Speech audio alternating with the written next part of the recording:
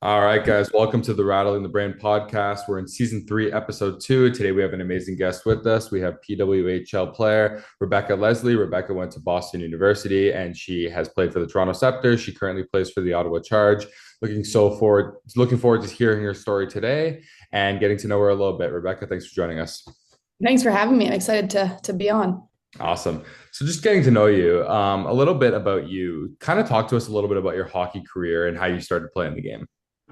Yeah, I grew up in Ottawa. I have an older brother who's 2 years older than me, so I always kind of wanted to follow in his footsteps. And so early on, my parents put me into hockey, and I played mostly with the boys growing up. And then in high school, I switched over to the girls. So played girls hockey in high school for the Canada Rangers and the Ottawa Lady Sens, and then went on to play at Boston University. But definitely a lot of my childhood was spent on the outdoor rink, training and practicing with my brother. It's kind of what got me into hockey, is just wanting to be like him. So, definitely grew up in a hockey family then. Yeah, totally. We have two younger sisters as well, and one of them played hockey, one of them played ringette, and so we had a lot of fun and a lot of battles on the outdoor rink every winter, and kind of it was hard to get us off the outdoor rink with the four of us. We always could play lots of games when we have drills and cones and stuff, so it was a lot of fun. And correct me if I'm wrong, but your brother played in the AHL, if I'm not mistaken. Yeah. I'm looking it up. Yep. So he played in the OHL for his career, and he played in Guelph, and then he went on to play in the AHL. He was drafted by the LA Kings, so played in their system for a few years, and then played in Vegas's system and the Sen system, and now he spent the past few years in the KHL. Now he's playing over in Germany in the Dell. So I've been really fortunate to grow up kind of watching his career and having him to lean on and ask for advice. And he's been a huge advocate for women's hockey and a big supporter of our league and my career too. I was going to ask as a follow-up question, having a brother, seeing someone older than you in your family growing up and playing at that high of a level, what kind of lessons did he teach you about playing the game of hockey? What kind of things did you take from him in the game of hockey? Yeah, for me, obviously, with having an older brother and not an older sister, I mean, he had a dream of playing in the NHL, and I sort of had a similar dream. I was, when you're young, you don't realize that maybe isn't as attainable, being a female. But he had the dream of playing in the NHL, and then my dream was always to play for Team Canada and play in the Olympics. So, although we had different dreams and different career paths, we both just wanted to push each other and be the best that we could be. And he was a defenseman, so I could always ask him kind of some tips for me being a forward. And this past summer, I was lucky enough to have him in Ottawa for a few months, and he skated with the girls group a lot. So it was really cool to see him, and the girls loved having him out there and having his perspective. And our goalie Gwen Phillips, her and my brother had a great relationship, and just I feel like a lot of the time it's game recognizing game, and just realizing that, not every NHL player or OHL player right now recognizes how good the women's game is, but you really appreciate when a guy does see the value in the sport. Absolutely. And I could see in the U Sports and women's hockey too is taking a real step up too. I was watching the finals between Waterloo and there was this small town school from Quebec. It was a really good game and, Yeah. it's grown so much. So I'm kind of talking to you a little bit about your university. So you went to Boston University, Yeah. 171 points in 139 games. You were the captain in your final year. Kind of walk us through what those years were like at Boston University. Yeah, I mean, getting recruited from Ontario, I kind of weighed my options in terms of wanting to go to an Ivy League school, wanting to go to a big school or small school. And when I took my visit at BU, it was a no-brainer. I fell in love right away. I fell in love with the coaching staff, the facilities, the campus. The city of Boston is just incredible. And I wanted to go somewhere that would push me academically and also athletically. So it was the perfect combination of both. And then leading into my freshman year was an Olympic year. So obviously was watching the Olympics. And one of the reasons, I don't want to say one of the reasons, but Marie Flipplen was at the Olympics. So she had one more year of eligibility left. So my freshman year, she was a senior, and, getting the opportunity to play with someone who is so incredibly talented and just a leader that I look up to. that was huge for me in my development. So my freshman year, obviously it's a big transition switching from high school to university, just in terms of living on your own and university classes, and the hockey was a lot faster and stronger. And so having someone like her to look up to, I would just watch her every day and how is she taping her stick? How is she tying her skates? Just little things like that. What does she do in practice? So that was huge for me in my development. And then, every year we just kind of continued progressing as a team, and we had a lot of fun. My best friends are still to this day my university teammates, and Victoria Bach, who's my teammate in Toronto and now in Ottawa, was my college roommate for all 4 years. So it's really cool to be reunited and to be playing together again in Ottawa. But yeah, I just had a great experience. Coach DeRocher really was the best thing for me in my development. And yeah, I owe a lot of my success in my hockey career to BU and the path that it took me on.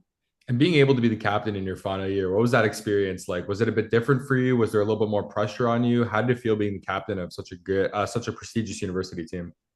Yeah, it was definitely a huge honor. I mean, it's a lot of responsibility when you're trying to lead a team. And luckily, I did have great leaders in my previous years to look up to and learn from. And so you take a little bit of all of their leadership styles when you become the captain. And I think for me, I wanted to be a leader who led by example. And I guess my teammates would probably say like a vocal leader. I think that I use my voice a lot too, but hopefully someone that led by example, but also was able to kind of get the girls going when it was needed.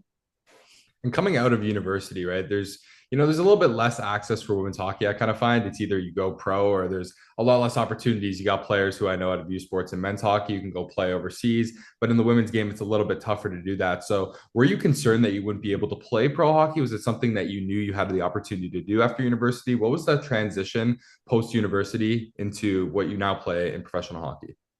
So I graduated in 2018, and the landscape of women's hockey was a lot different than it is now. There were two kind of leagues that existed: the NWHL or the PHF, and then the CWHL.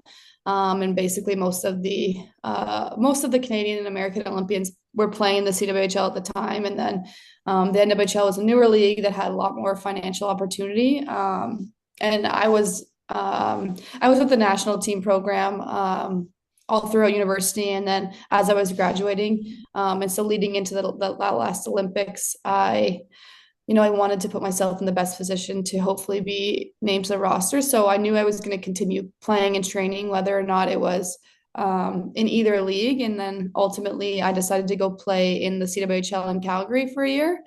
And I mean, I think that if you look at a lot of the girls in my age group and the ones that I graduated with, for the most part, if you weren't part of a national team program, you were potentially continuing to play, but most of the girls my age retired after university just so they could go and make a living. And, I was lucky enough to have the support of Team Canada and help me, financially be able to live and train full time. But so I moved to Calgary in that summer and played with the Inferno for the year. And then, you realize quickly that there's not much money to be made in the CWHL. So I was training full time with the national team, but then I also decided to get a full time job with Molson. So I was a sales rep for Molson throughout that season, and then while I was playing with the CWHL. So it was a busy year, but it kind of felt like university where you're busy all day with school or work, and then you go to hockey and you train.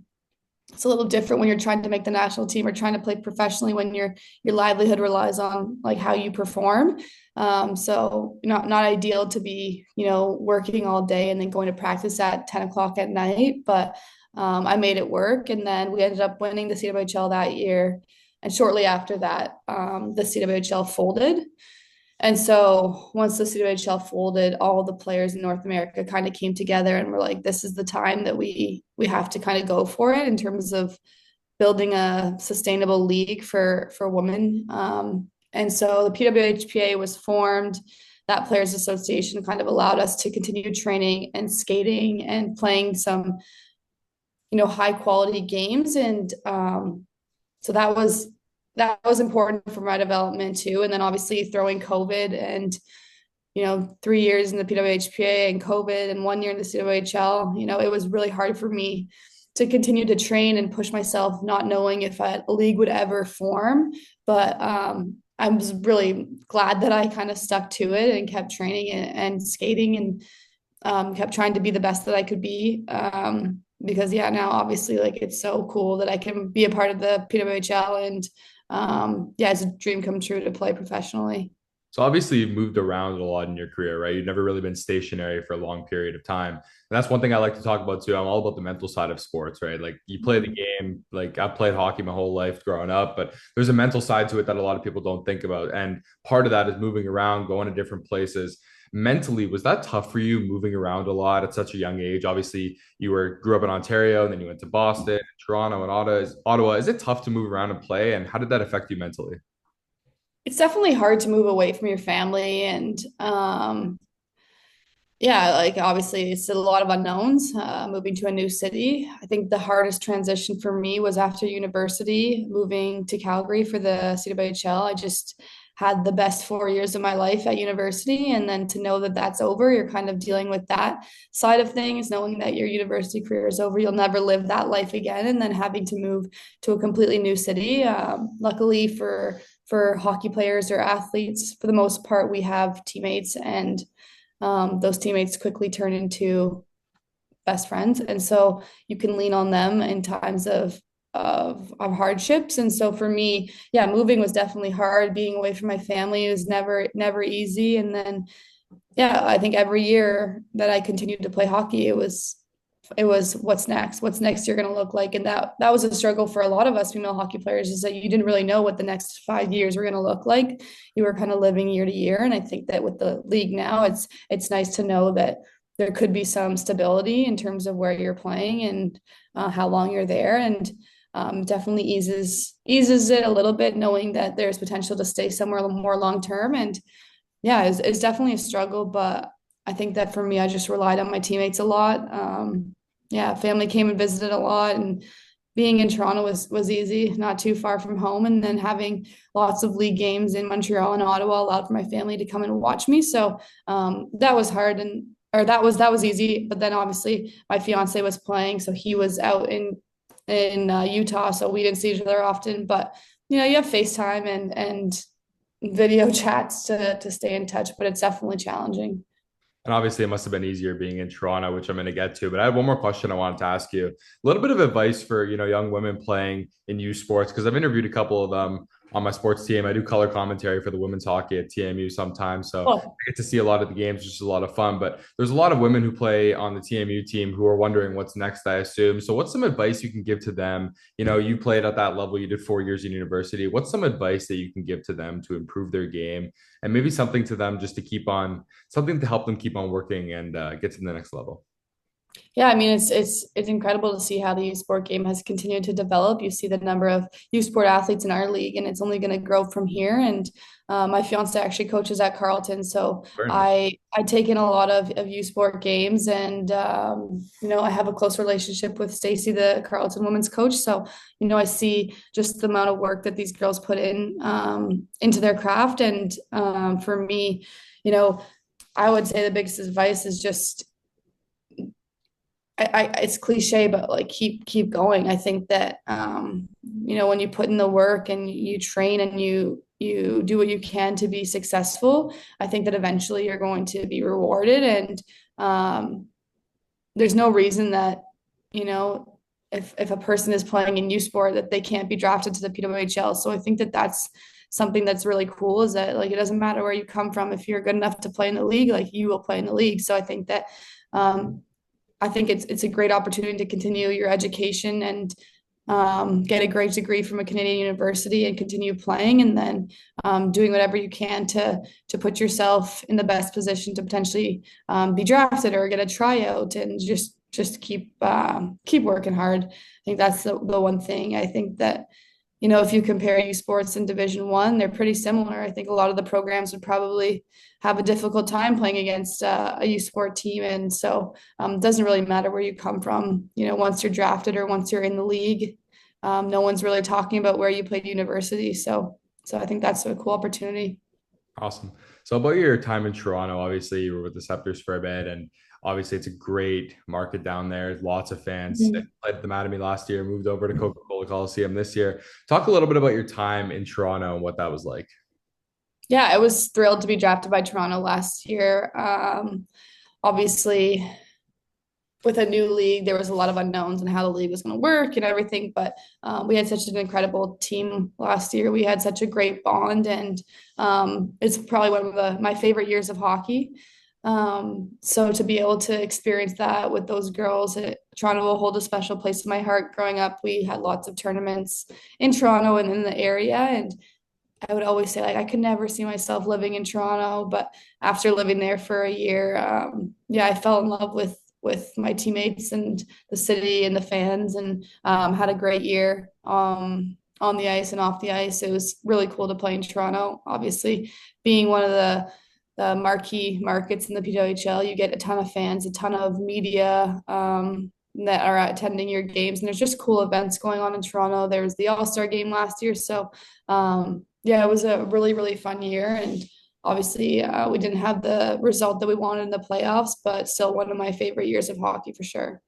Well, I was thinking I went to a PWHL game at the Mattamy Athletic Center, and the first thing going through my head is why are they playing at this arena? It's like it's packed. Like they need to move somewhere bigger, and you could just see them selling out Scotiabank Arena and selling out the Coca-Cola Coliseum. Excuse me, game after game after game. What does that mean to you to see the growth of women's hockey year by year, and just seeing more and more fans coming out to support? As a female hockey player, I always knew, and if you ask any of the players, we knew that the talent was there, and that once the word got out and fans started coming to the game and the game was more accessible, that the fans would just continue to come to the games. And so for us, like we always knew that, if we had the right sponsors and we had the right visibility, that the fans would come. And to see all of these stadiums being sold out and the fans that we get in Ottawa at every game is pretty crazy. Last year, being part of the Bell Center game to a sold out crowd, it was just insane. And I guess for me, it's like we knew the talent would be there, and it's really, really cool to see that the world is starting to recognize our game, and fans are really, really wanting to come and enjoy it. Awesome. And then this year, obviously, you signed with Ottawa. You're the first local player to play for the Ottawa Charge, first player from Ottawa to be on the team. How has this year been going for you? And what are some kind of things you've taken away from this year? What's that experience like? It's been a dream come true. I think I take it for granted a little bit too much on the day to day that I'm playing pro hockey in the town that I grew up in. And I take a lot of pride in the city of Ottawa and growing up here, and seeing the little girls in the stands who I've coached or have come to my hockey camps. And I can see myself in them. And when I was a young girl, if I had that opportunity to go to these games, it would have been so cool. So yeah, it's definitely a dream come true to be able to play in front of my family and friends day in and day out. And um, yeah, when I was entering free agency and the opportunity came to return to Ottawa, it was kind of a no-brainer for me. The organization has been great to me, and I've really just really loved playing here. And just one more thing on that, talking a little bit about Ottawa and the city, it's from your hometown, it's where you play. And obviously, you kind of get into a little bit of a routine, and I'm sure it's changed over the years. But can you kind of walk us through what a day in the life of you would look like? Let's say you have a 7 p.m. game. What is your day to day? What is your day preparation to set up for that game? Yeah, I think for me, a 7 o'clock game early on in the season, I might have been doing a little less pregame skating and more activation, but my routine right now is kind of 9 a.m. meeting, 10 o'clock pregame skate, off the ice by 10:30, 10:45, shower, go grab a smoothie, go home. I'll take a little bit of a nap, usually like an hour, maybe an hour and a half. It's getting longer as I'm getting older, but wake up around 2 o'clock, go grab a coffee, eat some pregame meal, usually leave my house around 4, arrive at the rink at 4:15-ish, and then I'm typically one of the first players there.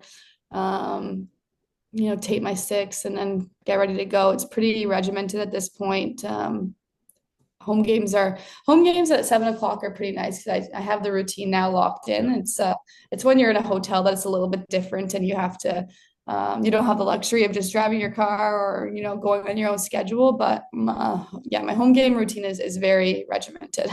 I love that because I know so many, like I've interviewed a lot of people in the basketball players, soccer players, wrestling, and I always find like a common trend with hockey players and their trend is always to have the same routine before every game, a lot of superstition, a lot of preparation and Yeah. uh, kind of keeping the routine the same.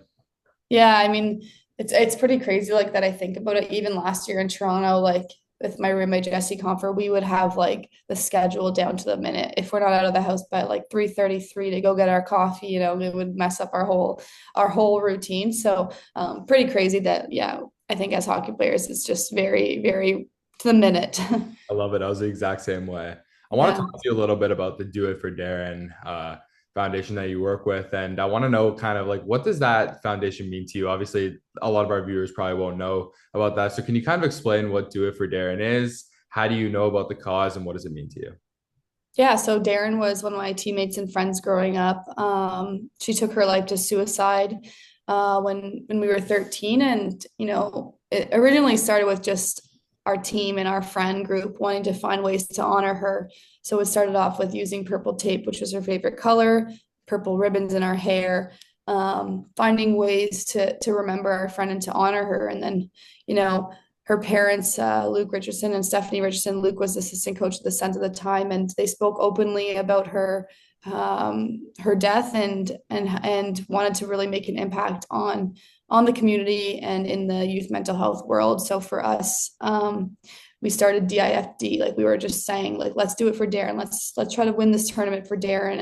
And so DIFD became kind of a slogan for us, but then it also became much more than that with the foundation. And yeah, it's all about just raising awareness for youth mental health, erasing the stigma behind suicide, and really just having those hard conversations. When you're so young, and I think even back then when it happened, no one had really spoken outwardly about suicide and about mental health. And so for us to be a part of that first kind of situation, and it was an opportunity for us to help raise awareness. And if our friend could be dealing with that, there's probably kids across the world having similar struggles. And so if we could raise a little bit of awareness, and then at the same time remembering our friend, it helped us cope with her loss. And it just kind of really spiraled. We would have, at our tournaments, we would have teams asking us if they could also have stickers for their helmets. And then with the NHL and Luke's close relationship with the Sens, it started to kind of snowball after that. So yeah, it was obviously a really, really difficult time. And it's still to this day, it's difficult to really think about that time. But the outcome of the tragedy and what we've been able to create with Do It for Darren, I think that she'd be really proud of the foundation. And at all TMU bold games once a year, there's Do It for Darren night. I'm sure you've seen where they have the purple Mm. jerseys and they collect donations for youth mental health, and that's something I find so important to talk about on my podcast. And I love what you said about having those hard conversations because it's these kind of conversations that save people, right? People talking about the issues at hand. I just like to mention too, unfortunately, one of my good buddies did pass away from suicide after he was only 19 years old. About a month ago now. And the reason I'm bringing that up is because I just want to tell all the viewers one thing is that, when it seems like there's no way out and you're at such a young age, it seems like, things are so hard and there's no way out, but all you have to do is talk to people, right? The more you can talk to people, you realize that there is a way out, there is a light at the end of the tunnel. And, if you look at it 3 years from now, you'll be glad that, you had that difficult conversation and you talked to someone because mental health is such a big problem among youth too, and I find it so much in the sports world, and that's just one thing that you really got to work on is having those conversations with people and talking about it. So I'm glad that you still work with the Do It for Darren Foundation and keep her legacy alive, which is really great. Yeah, for sure. And it's definitely it's so important, especially on teams or it's not always I think the one thing that we learned from Darren's passing, it's not always the teammate that's like super outgoing and loud and has a lot of friends. It's those are the teammates you need to check in on too. It's just because they're more vocal and not as quiet or not maybe like someone who you think might need the help. It's important to have those conversations with everyone. And on teams that I've been on now, I always make an effort to try to make sure that my teammates know that I'm someone that they can come to. And yeah, just obviously there's a lot going on when you're in high school or in university, and there's a lot of pressure, and it's hard to see the future. So yeah, just try to take it day by day, and be a good teammate and be someone that my teammates and my friends can lean on. And that's the thing I like talking a little bit about breaking the stigma, right? It's a stigma that all hockey players have to be tough. All hockey players are tough. You can't talk about this. You go on the ice, you perform, but people have problems behind closed doors. It's the happiest people that you have no idea about. And that's why it's so important to check on the ones you love and, really focus for them. So that's really Yeah, important. totally. Talking a little bit about pressure now, obviously you've been doing this for a long time, and obviously there's obviously pressure with what you do, and it comes and goes in different amounts. But how do you find that you handle pressure when things get really tough and there's a lot of weight on your shoulders? Maybe you're not scoring, maybe you're not producing, maybe you're just not feeling the best. What's one way that you deal with your pressure? I think for me, there's going to be pressure. Yeah, I think we're all starting to learn about the pressures of being a professional athlete. It's your job, it's your livelihood. You have to perform to be successful and to continue getting jobs, right? So there's a lot of pressure, and at some points you have to realize that it is a game, and you need to find the joy in the game. But when it's your everything, it's hard to think about things other than hockey. So for me, I try to leave the rink at the rink, and when I'm away from the rink, focus on other things that make me happy. And you can't just put your whole identity in being a hockey player, because you're so much more than that. But even when I found myself struggling over the past few years, I like to just control my attitude and my work ethic.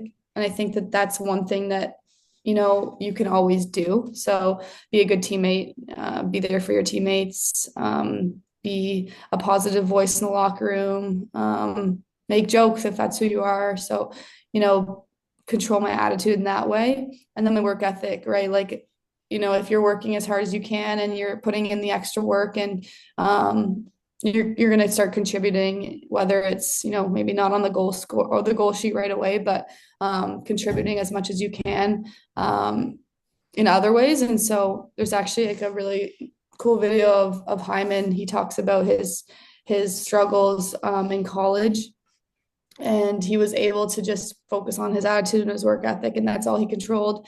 And then eventually, good things started to happen because he was a good teammate. He was putting in the work, and eventually he was successful.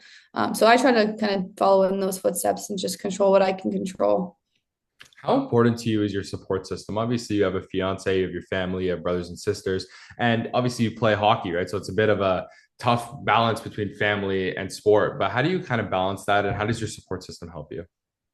I've been really trying to, I mean, this is the first time I've ever played in my hometown, right? So I'm balancing spending time with my family, spending time with my teammates and my friends that are around from the city. And so I'm lucky that I have all this support system that I can turn to and ask for advice, or get away from the rink and go for dinner with my mom or coffee.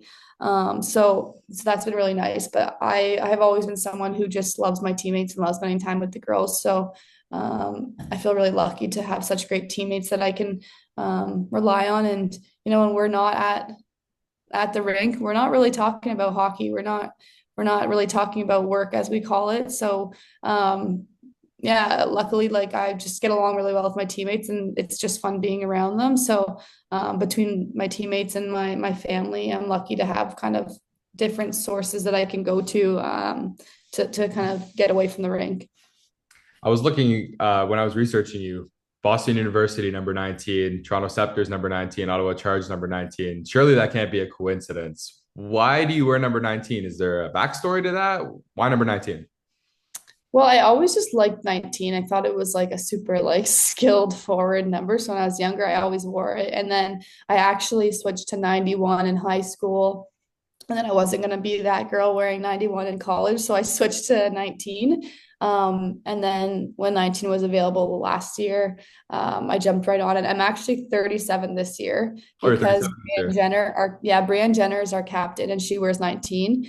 So she's one of the only national team players that wears 19. So most teams would have had 19 available, but Brianne Jenner wears it here in Ottawa. And we joke around that I asked her if I could have her number. And she said if I babysat her three kids like twice a week for the full season, I could do it. But I was never going to take it I was from thinking a her. Rolex, but that works too, right? Yeah, yeah. Yeah, I was never gonna take it from her, but so now I wear 37. That's the number my brother wears. So I don't really connect with other numbers other than 19, and I've worn 37 before because he does. So I was like, yeah, I'll wear 37. I love it. And just one final question to end off. This might be a little bit of a tough one. If you have to think about it, go ahead. But what would be the absolute best moment of your career? Was it a goal? Was it a certain game? Was it a tournament? What would be the best moment of your hockey career? I think one of the most fulfilling moments, and I would say best moments, I think I have two, but the best moment that I can think of is stepping on the ice for the first game of the year this year in Ottawa, and they did player introductions and just hearing the crowd roar and just how proud I felt. And I know my family was super proud to be there and to see that.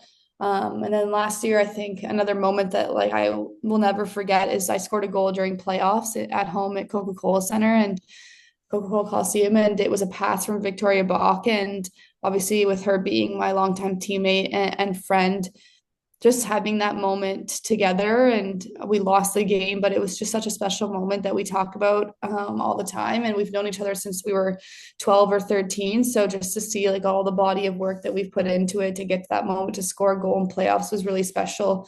So I'd probably say those two moments that mean a lot to me. Oh, it's definitely got to be a good moment scoring a goal there, passed off by one of your best friends. That's awesome. Yeah, it was great.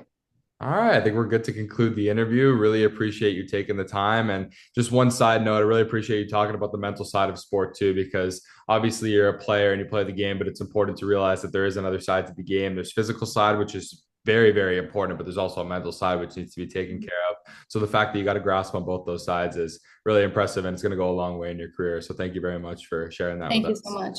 Yeah, All thank right, you. guys, this will conclude this episode of the Rattling the Brain podcast, season 3, episode 2 of the Rattling the Brain podcast. We are here with Rebecca Leslie. Thank you so much for joining us, and we will see you guys in the next episode. Thanks. Thank you.